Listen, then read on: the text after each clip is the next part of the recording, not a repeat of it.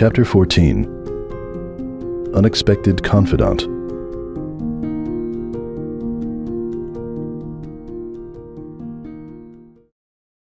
Devil took a deep breath and examined the old door in front of him. A bitter distaste for the situation was warring inside him against a gnawing guilt, and he knew there was only one way to fix it. It wasn't even that hard, at least in his head. The problem was that knowing what he wanted to say and getting the right words in order to say it were, in his experience, two entirely different things. Still, he knew what would be waiting for him if he didn't find a way to pull it off. Grimacing at both the thought of slogging through the next few minutes and at the prospect of failure, Devil lifted a hoof and nudged the door open as gently as he could. Carrot was sitting on his small bed, and for a moment, he didn't seem to realize that Devil had come in. He remained lost in thought for a few more seconds before he blinked and glanced over at Devil. Hey. Hey, Carrot said, his expression cautious. Look, Devil said. Dad told me to back off, said you had some serious shit to work through, and guess I wanted to say I'm sorry for pushing you around the other day. I was just messing with you. Carrot smiled, and Devil was surprised to see how exhausted he looked. Even grown up, his brother had never looked quite so thin. I know. It's fine, Dev. No, it's not, Devil forced out, looking away. I mean, I know you and we don't get along well, or at all really, and I can be kind of an idiot sometimes, but you know... He worked his teeth silently for a moment, then turned back and fixed Carrot with a hard glare. If anyone's hurting you, you give me names, and I'll take him down to Tartarus myself. Carrot's smile widened, and he broke down in a hollow, halting chuckle. I think setting you on anyone's case is a little extreme, even now. But thanks, Dev. I appreciate it. I'm serious, Devil said, puffing up and relaxing now that the awkward part was out of the way. You're my little brother. I'll always have your back. At least, whenever it actually matters. I know. Carrot looked back up and gave his brother a knowing grin. But only when it matters, so if you keep this nice guy act up, I'll get suspicious of you. Don't worry, Devil laughed. It won't happen often. Anyway, Dad and I are heading out. You gonna join us or not?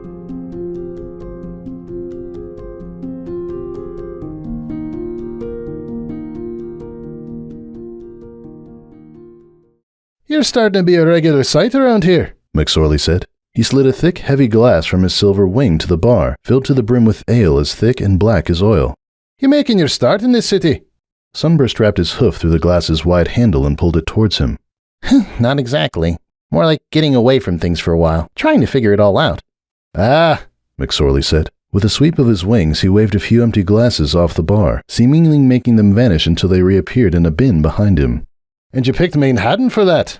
Odd choice. He chewed his lip thoughtfully, giving a meaningful glance around the small bar, as if he could see the whole of the city through the walls. You want to be careful in a big city like this. It's not kind to ponies just trying to find their way. You got to know what you're looking for, or it just tends to kinda swallow you up. He gave a derisive snort. Plus, the rent's Tartarian. I was looking for something, Sunburst said. But it didn't turn out the way I wanted. Ah, well, that happens too. What's next then? That's what I'm waiting to find out. Sunburst replied with a shrug. He took a short sip from the glass, mostly drinking off the thick, sweet foam until the colder ale beneath it pulled through. It smelled like charred wood and tasted of smoke, sweet grain, and an undercurrent of bitterness lingering beneath a warm, pleasant vein of vanilla. It was a world removed from the thin, watery beers he remembered sampling with his classmates at CSGU, and he was surprised to find he was starting to prefer it over the usual rainbow of cocktails he'd ordered at bars before. I've come all this way. Figured I'd wander around and at least see a new city before heading home again. Home. McSorley sighed. He gave a wry smile. Now there's a loaded word, isn't it? But where's home for you now? The Crystal Empire. McSorley whistled appreciatively. You're out of your way, aren't you? Family there? No. Friends, yes, but no family. McSorley shrugged. Sometimes friends are family. Blood isn't always as good a tie as it ought to be. The door opened, and a freezing wind followed several large ponies in as they squeezed their way through the door. Oh, speaking of family, I got me a whole gaggle of regulars I need to welcome. Sunburst waved the barkeep off with a nod. Sometimes friends are family. Sometimes. He thought of Cadence and Shining Armor. They really had almost become a surrogate family to him as time had gone on. But then he thought of Flurry, of how he couldn't look at her without wondering what it would be like to raise Pumpkin, his own true daughter, and the warm feelings drowned in a cold tide of ice. But sometimes you can't have the family you want, even if you'd give anything for it. He pulled his cloak a little closer around him to ward off the invading chill, and gave the bar a casual glance as he nursed the ale. After his disastrous meeting with Hoops, he had decided there wasn't much point to returning to the Empire immediately. He had planned to be away for several days anyway, and going back would just force him to brood on everything he had done wrong. So he had extended his stay and wandered around the city, exploring its libraries and galleries, in the hope of clearing his mind a little. It had even worked to some extent, much to his relief. Along the way, he stumbled across a few mentions of this place, McSorley's old alehouse, as a local institution and historical icon. Sunburst wasn't much for any kind of drink at the best of times, but the location and its history had intrigued him, so he had wandered in one cold night to see what the fuss was about. Since then, he had returned several times. While the new experiences of Manhattan were welcome distractions, he found the old alehouse a surprisingly good venue to simply exist quietly. The old, tiny rooms were kept warm and cozy by the old pot-bellied stove standing in the middle of it all, and though the omnipresent grime and grit of Manhattan was present in every window and surface of the bar, McSorley seemed to have integrated it into part of the decor and soul of the place. Most of the polish had faded from the wooden bar and ceiling, and the whitewashed walls were gray with age. They were also covered in bric-a-brac that seemed to have accumulated from every corner of Manhattan, like the bar was some kind of dust trap for wayward and forgotten bits of the city itself. But it was warm and bright, and McSorley's wry smile and friendly manner seemed to give the ale a character that had nothing to do with its ingredients and could never be replicated elsewhere. All in all, Sunburst had found it a remarkably comfortable spot to spend several evenings. Here, it seemed, was a world away from Ponyville, his mistakes, and all the failures that had followed him through life. Here, he was just another bit of curious flotsam passing through this small corner of the city until it moved on without him. It was nice, in that sense, to be allowed to be unimportant. Almost never see that lot together, McSorley said casually, wandering behind the bar again. The old father's always away at sea, and his boys all went and grew up when none of us were looking. Good to see they found a bit of time to spend together. Sunburst gave another glance at the newcomers, now huddled together around a table by the stove. He could see two of them clearly, though he thought there might be a third behind them. They certainly seemed like the seafaring type, especially the huge brown earth pony nearest the fire. Sunburst thought he looked like the type that broke storms, rather than get chased away by them. Then he turned back to his drink. You probably have a lot of regulars in a place like this. McSorley shrugged. It's a good mix. We get a lot of tourists who come through looking for the oldest pubs in the city, that sort of thing. The real locals know when the quieter hours are, and come then. That's why I thought you might be settling in. You dodge the crazier hours with precision our best curmudgeons would envy. Sunburst had to laugh at that. I've never been one for loud scenes, no. Well, whatever magic you work, just keep it up, and you'll always have a peaceful spot here. Hey, McSorley? Carrot! McSorley said, turning to beam at the speaker who stepped up right up beside Sunburst. Was wondering if you were going to be hiding behind your brother all night. You'll be getting something for yourself after all, then. Sunburst's blood ran cold. Belatedly, he realized he was gripping his glass so hard, it felt like the handle would snap off at any moment.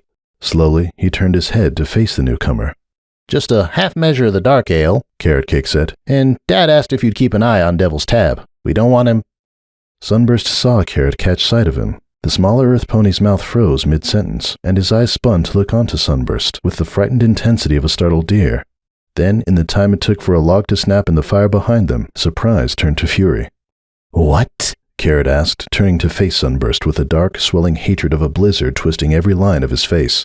The fuck are you doing here? Out of the corner of his eye, Sunburst could see McSorley's jaw drop. After a few seconds, the glass he was filling at the tap overflowed, and he came back to awareness with a jolt as the black liquid spilled over his hoof.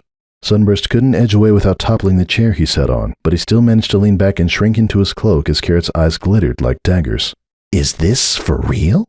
Carrot continued. He was staring at Sunburst as if he couldn't quite believe his eyes. Was wrecking everything I ever had in Ponyville not enough? Was there more you could do by following me? I didn't even know you were here, Sunburst protested, now pulled as far back from Carrot as he could go without falling. Well, I suppose I knew you were in the city, but the odds of running into you... But listen, I swear, I wasn't trying to... Lads, McSorley said. His voice had taken on a grim edge Sunburst hadn't heard from him yet. Seems like there's some bad blood between the two of you. Oh, you have no idea, Carrot growled. Maybe I should just go? Sunburst squeaked. Is there something wrong here? Sunburst's eyes flicked to the deep, gravelly voice that had just spoken, and he felt what little color he had left drained from his face. The enormous, craggy sailor had risen and approached the bar, and he was now frowning down at the two of them with a quiet menace that could send soldiers fleeing. You know this pony, bro?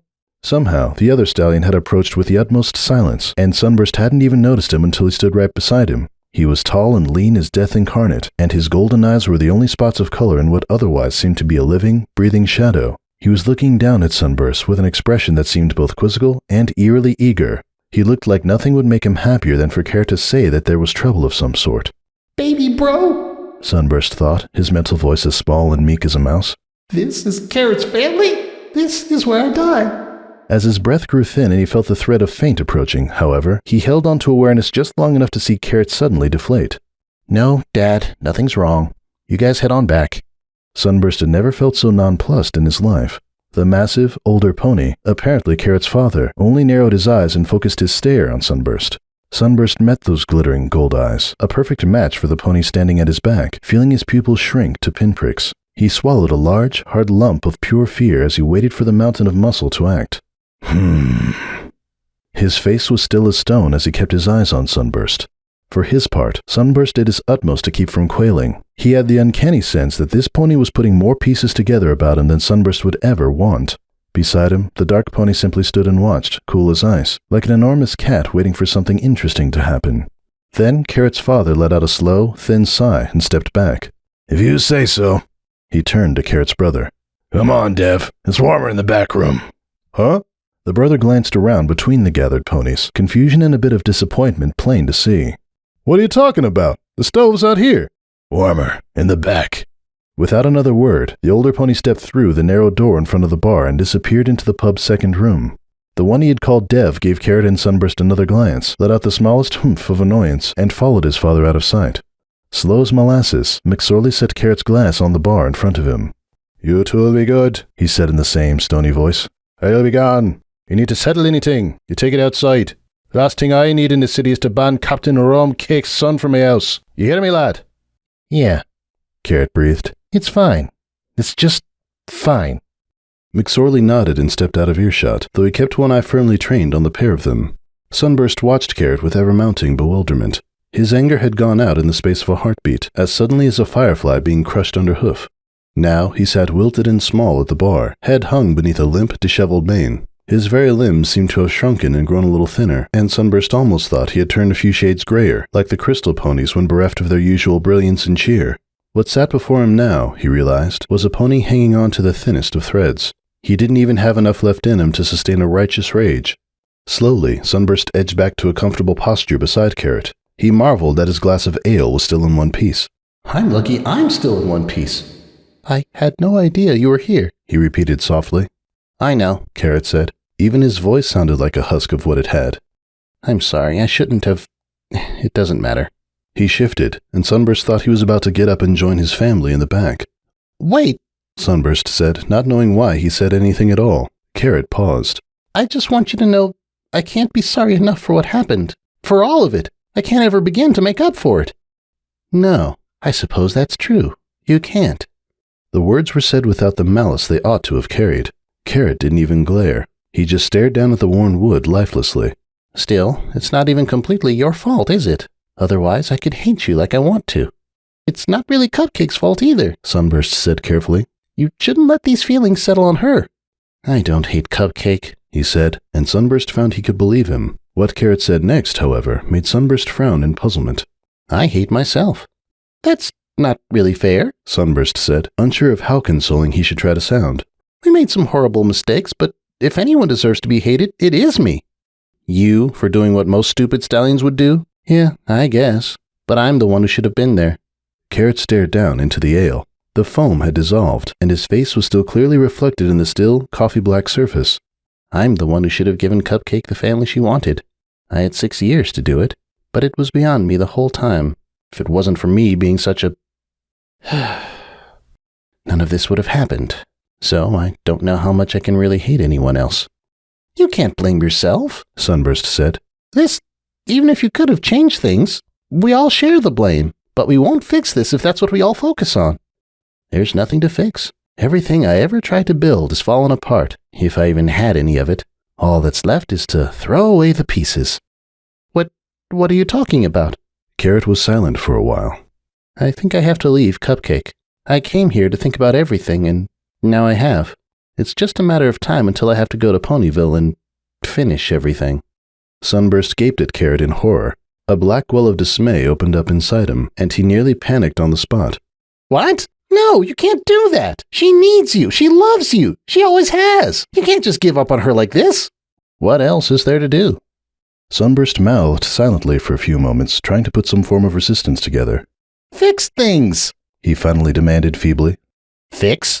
Fix? Every pony keeps saying fix, Carrot said, his voice finally rising. The anger was slowly kindling to life again. I don't know how, all right? I don't know how to fix promises broken this badly, or ponies who don't love each other, or whatever else in Tartarus I'm supposed to fix. It's all broken, so just leave already. You don't love her anymore? Sunburst couldn't even begin to guess at what emotion could twist Carrot's features the way they contorted then. To hide it, Carrot took such a massive gulp of the ale that he nearly choked on it.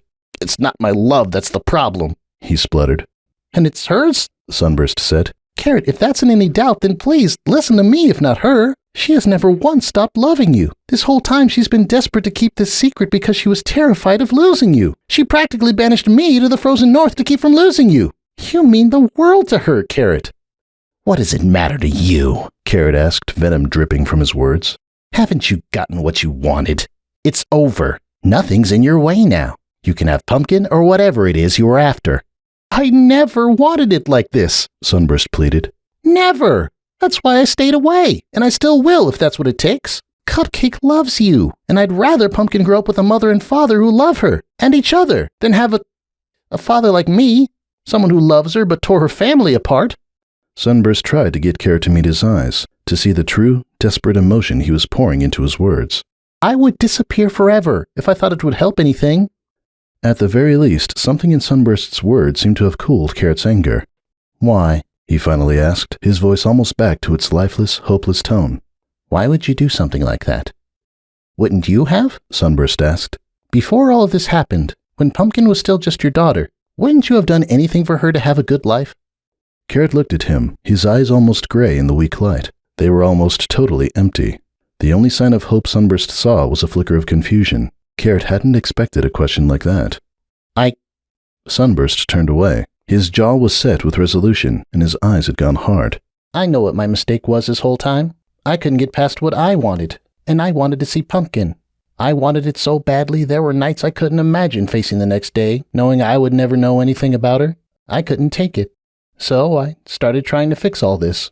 I meddled and I investigated, and I brought all this to a breaking point.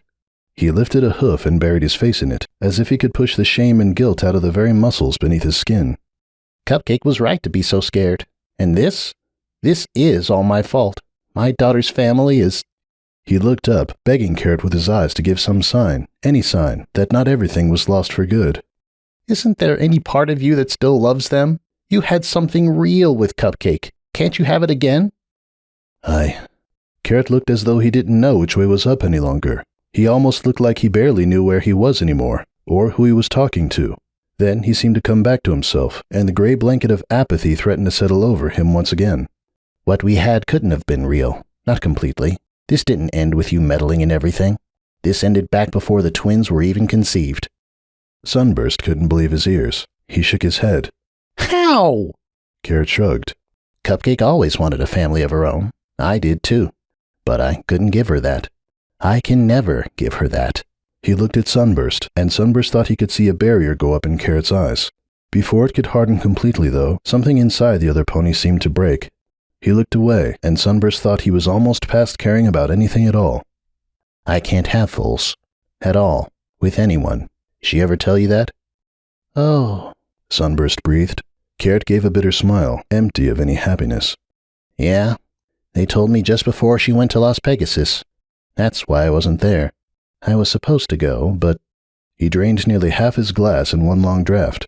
Do you have any idea how happy I was when she told me she was pregnant? When the doctors told me I couldn't, I thought our marriage might be over, all the way back then. And then, suddenly, we had children. It fixed everything, Sunburst. I wasn't scared she would leave to find a stronger stallion, and I didn't have to be stronger. I wasn't broken anymore. He looked at Sunburst, scowled in disgust, and gestured vaguely at him, as if he could wave him away like so much mist. And then you showed up, and it was all a lie. He turned away, lifted his glass, but lowered it without taking another drink. He looked sick. Someone as weak as me will never get to have a family, so I'll just learn to live without. For a moment, Sunburst just stared at Carrot. The other pony seemed to wilt even more, the ultimate figure of resignation and despair. Sunburst couldn't understand why, but he was suddenly angry, of all things. He felt his face screw up into a scowl, and it took all his effort to temper it back into a shaky frown. Hey, I barely know you, but surely you can hear how stupid that sounds, right? Carrot blinked, but didn't look at him. It doesn't matter what you think. Then you won't care if I keep talking, Sunburst said flippantly. He couldn't help a twisted grin. Shows you don't really care how much trouble you're in, doesn't it? But let me ask you something, Carrot. Think of how you were back then, before all these horrible things happened. Now let's imagine your roles got reversed, huh? So tell me, would you have divorced Cupcake if you found out she couldn't have foals? What? No, of course not, Carrot said. The words roused him just enough to let him throw a disgusted frown at Sunburst. Thanks, Celestia. If you were that kind of pony, McSorley really would have to kick me out, Sunburst replied. So why the hay are you putting that kind of weight on yourself, then? It's different, Carrot said, and Sunburst saw him glance back at the room where his family had disappeared. Sunburst thought a few more pieces clicked into place at that point. We're stallions. We're supposed to be... You talk a lot about the way things are supposed to be, Sunburst grumbled. Who the hay said you have to be huge and strong just because you're an earth pony? Who said you have to be some kind of perfect, shining icon of masculinity?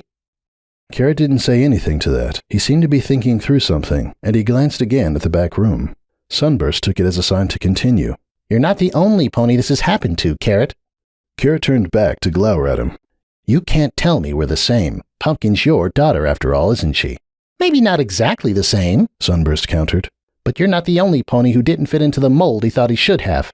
He found his gaze wandering as he thought back to that night where all their paths had crossed. It's practically how it started for me, too. I was in Las Pegasus all those years ago because I had just flunked out of Celestia School for Gifted Unicorns. Flunked? Carrot frowned in confusion. I thought Cupcake said you were the Crystal Empire's Grand Wizard or something. Court Wizard, Sunburst corrected. And I am. Carrot snorted in disgust. So, doesn't really matter then, does it? You were probably one of those genius types that never adapted to schoolwork or some rubbish like that. Definitely not a genius type. And no, it was because I couldn't cast any of the spells they tried to teach me. Sunburst drained the last of his ale. I can handle basic levitation spells with some effort. I managed to get a few tricks working in school, and my professors managed to hammer in a defensive immobilizing spell after years of practice. But I hit my limit after that. Anything more complicated is almost always beyond me. So I got kicked out. Most unicorns can at least take magic a few levels beyond their focus talent, but I'm borderline crippled. Just about every unicorn in Magic Kindergarten is more powerful than I am. He gave Carrot a bitter smile. How's that for a very important pony, huh? A court wizard who can't even cast a basic shield spell. Then how the hay are you a court wizard? I'm good with books and learning and remembering, but that's about it. I know a lot about magic, but I can't do any of it. So I'm more of a consulting wizard for the Empire than a conjuring one, if that makes sense. Sunburst shrugged. It took me a long time. I managed to find a place where the things I could do helped other ponies. A place like your bakery, say. Once again, Carrot didn't respond. We all have our strengths, Carrot, and we all have our weaknesses, too. There's always something we can't do. We don't deserve to be damned just because of that. You're just full of sympathetic stories, aren't you? Carrot groused. He couldn't put much malice into the words, though. He sounded too uncertain. But what does any of this have to do with Cupcake? I'm just saying, don't assume you're worthless to her just because you can't have foals. Frankly, you're not allowed to put words in her mouth like that. Now you're telling me how to respect my wife? Am I wrong? Sunburst countered. Honestly, Carrot, if you or any other pony and our relationship were a little less awful, I'd say you can build a perfectly good family no matter what went wrong. But you already have a full family waiting for you back home. They're not family, Carrot protested weakly. They're your foals and some other idiots, not mine. You're as much their father as anyone on this earth, Carrot, Sunburst urged. You're the one who's been there for them and looked out for them all this time. You know them, and I'll be damned to Tartarus if, after you brought them home, you didn't love them like they were your own. I did. And has that really changed? Sunburst asked. Even if things are too broken between you and Cupcake, Pumpkin and Pound don't deserve your hatred, do they? Aren't they still the same foals you loved, for whatever reason? Once again, Carrot looked like he was losing focus. He blinked and looked around, as if trying to remember what he was doing. Why are you talking to me? What do you even want? I want... Sunburst stopped, realizing he wasn't sure of the answer. He let out a tiny, broken laugh. I don't know what I want. I really don't. But I know what I don't want. I don't want to see your family fall apart." "Isn't it a little late for that?" Carrot asked, giving his own bitter chuckle. It died away, however, when Sunburst met his eyes with a look of determined pleading. "It doesn't have to be.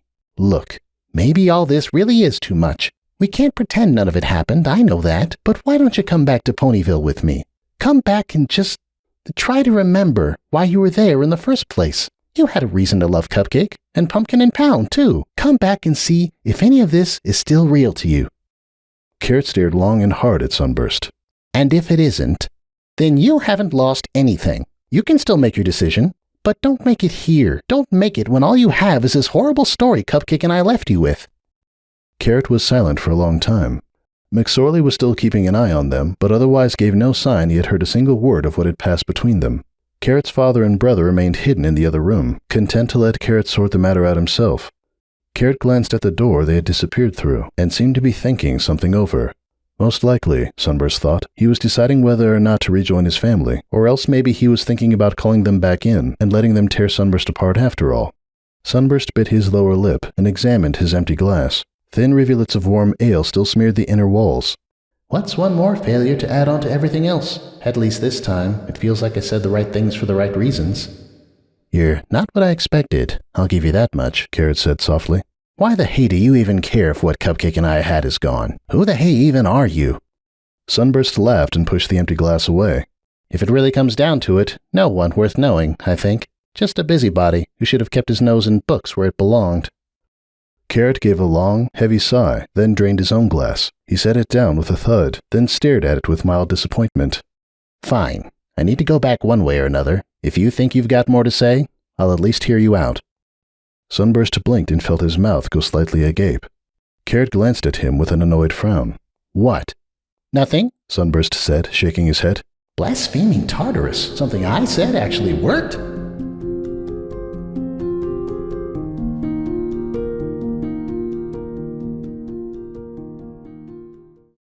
Even outdoors, Hoops couldn't shake the tension in his shoulders. With each passing day, he remembered more and more clearly why he had never lived more than a week or two at a time with his Aunt Screed. The sky was reduced to a hard, narrow ribbon above him, and the rust-colored towers felt like they were leaning over him, closing the sky off even more. The hard, black road beneath him seemed to punch back a little with every step as he trotted through the crowds. He constantly jostled strangers with his shoulders as he tried to squeeze his way through, earning dozens of glares and scathing protests. Growing up, he had spent as much time at flight camps and school as he could. Whenever possible, he had been one of the few colts who actually boarded at school instead of living with family nearby. It had earned him more than a few sneers and jeers from other students, but he always made sure they didn't keep it up for long. Screed spent more than most families to send him to those schools. He hadn't let anyone insult what she did for him for long. She had given him the sky he so desperately wanted. Now he would give anything to go back to the open air and wide flight lanes of Cloudsdale. To not have to worry about what it'll cost me to go back, he thought reluctantly. But somehow the soaring skies didn't seem like the place he belonged anymore. Indeed, he had never felt lower in his life than in the days following Sunburst's visit.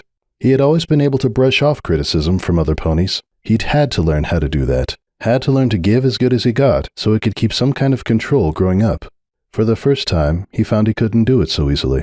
What really plagued him, far more than what Sunburst had said, was what Hoops himself had said about Applejack. He had lied when he said he didn't care. He'd had to lie, or else Sunburst would have used the relationship against him. Still, Hoops's flat-out denial that Applejack meant anything to him had hurt far more deeply than he thought it could have. Applejack respected him. Hoops wasn't quite sure how to explain it, even to himself. Somehow, though, it felt as though she saw him as a better pony than he himself thought he was. She believed he was someone incredible, and so, suddenly, he had also believed he could be that pony. He believed he could be someone incredible. For her. He knew Applejack didn't seem that way anymore. He had proven her wrong, and he couldn't rid himself of the anger and shame it brought him. Every time he tried, every time he told himself it didn't matter, that relationships were stupid, and he was better off without such judgmental jerks, that was when Screed's words kept coming back to haunt him. Running away was the choice his father had made. Now it was the choice Hoops had made. And while it ate at him from the inside that Applejack and Screed no longer liked the pony that had made that choice, it was not what poisoned him. What truly harangued him was that he didn't like the pony who made that choice either. He didn't know what to do about it. However, if nothing else, he was at least an expert in one thing. He knew what his father would do about it. Knowing that, there was at least one decision he could make where he was certain of how things would turn out. He crossed into messier streets where active development was in progress. Here, the structure of the roads and sidewalks dissolved. Instead, ponies followed chaotic, intertwining paths of convenience like ants as they wove their way to and fro. Dirt lots and half-finished shells of concrete were fenced off with thin chain fences. A few radios were playing music high above, their tunes clashing and competing against ponies yelling commands and calling for materials. Some kind of power tool was waging a celestial war against the bedrock, and Hoops flattened his ears against the din. How does Screed stand it? He came to the edge of a fence and peered up at the rising tower. It was nothing more than a dizzying network of metal at this stage, a steel skeleton, rising one hoof-thick bolt at a time. The beams had a thin, matte coat of red paint against rust, bright as blood in the late morning sun. All around it, ponies in hard hats and tool vests clambered on shaky scaffolds or balanced on the beams themselves, engaged in any number of tasks. Then he spotted Screed, a small knot of gray clinging upside down to one of the beams. Her short mane spilled out of her helmet and dangled in the breeze as she talked with a worker standing upright beneath her. Hoops raised a hoof and called, "Screed! Hey, Screed!" He saw her turn and spot him. She stared down for a second, then gave a small, curt nod before turning back to the pony beneath her. They talked for a few minutes longer, then she scurried along the underside of the beam and started pulling herself headfirst down a pillar, making for the ground. Even over the din, Hoops thought he could hear the clink of the long claws at the elbows of her wings as she gripped the metal with them, moving with blinding speed like a spider as she made her way through her domain. As seamlessly as if she were gliding on wind, she transitioned from pole to earth, waiting until she stood upright to fold her thick wings behind her back. Almost immediately, she seemed a little less comfortable. She walked forward with a stiff gait, speaking with one or two more ponies before meeting Hoops at the fence. "1 sec," she said, then ducked inside a small trailer just inside the gate. When she returned, she undid the thin chain holding the gate closed and stepped out to meet him. She left it slightly open behind her, and she didn't take more than a few steps away from it as she gave him a stern, quizzical look. "Need something?" Just wanted to say goodbye, Hoops said, giving her a small smile. And thanks. Screed's eyebrow rose a little higher, but otherwise her expression remained stony. "You leaving?" Yeah, Hoops said. There's something I gotta do. Screed waited quietly for further explanation, but Hoops didn't have anything more he was ready to offer. When it became clear he wasn't going to speak further, however, he gave an awkward cough and continued. Seriously though, thanks for putting me up again. It means a lot. "Least I could do for my nephew," Screed said with a shrug. Yeah, about that, Hoops said. He felt his wings twitch, and he bit his lip to try to hold back some of his nervous energy. I might need to come back pretty soon, depending on how things go. Mind if I crash here a little longer if that happens? That seemed to annoy Screed a little. "Your family," she said. "There'll always be room for you here." Cool. And, I might need that job if the offer's still open. "Depending on how things go?" she asked. She turned her head and narrowed her eyes just slightly, but he couldn't decide what she might be thinking. Pretty much, he admitted. Screed scrutinized him for a little longer before answering. "Decide if you need it before you come asking again," she finally said. "I'm not holding anything open just in case, but if you do need it, I'll see what I can do." Thanks, Screed. Really, Hoops said. He didn't have any way to convey that she had done more for him than just let him hide at her place. He wasn't ready to explain everything that had happened in Ponyville. Even without that, though, he didn't really know how to talk about it. Instead, he simply hoped she understood his sincerity. Whether she did or not, she seemed tired of the conversation. She turned an eye back to the construction site, following some of her workers with narrowed eyes as if searching for slackers. "Don't be a stranger then." I won't, Hoops promised. See you around. He turned and trotted away from the site, hearing Screed chain the gate closed behind him as she went back to work. That's that then. Now there was nothing to do but find a train back west. It was not the decision his father would have made. Hoops didn't know if it would change how Applejack or Screed might see him after this. He didn't know what it might do to his future, or whether there would even be anything left for him after. Yet he was dead certain of one thing. No matter what happened next, he knew he wouldn't have the kind of life he had grown up hating. He had rejected the choice that would lead him there. Even if whatever he got later was worse, he could take some pride in having avoided the one storm he could see.